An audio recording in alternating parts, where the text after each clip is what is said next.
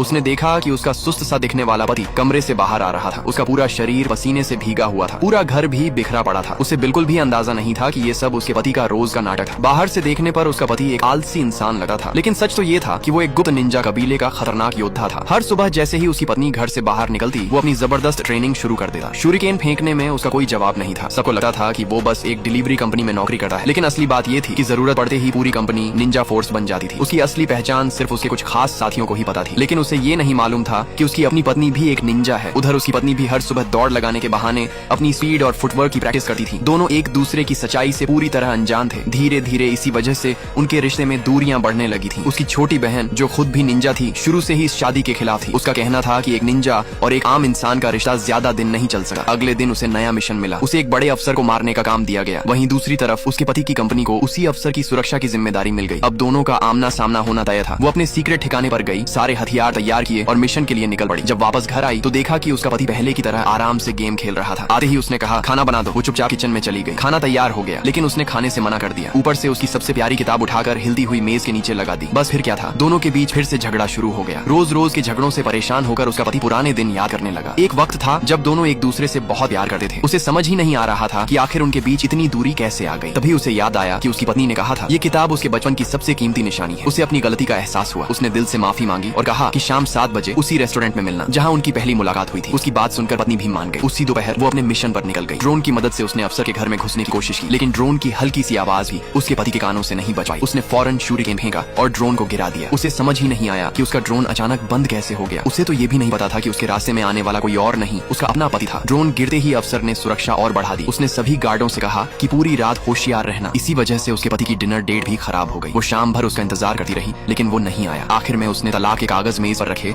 और वहाँ से चली गई। कई दिन बीत गए, लेकिन उसने उसके किसी मैसेज का जवाब नहीं दिया। धीरे धीरे उसका पति भी उम्मीद छोड़ने लगा। इसी बीच दुश्मन निंजाओं ने अफसर के घर पर हमला कर दिया। उसके पति के साथ ही उनका सामना नहीं कर पा रहे थे। तभी उनका पीछा करते हुए उसने अपना शूरिकेन निकाल लिया। सुबह की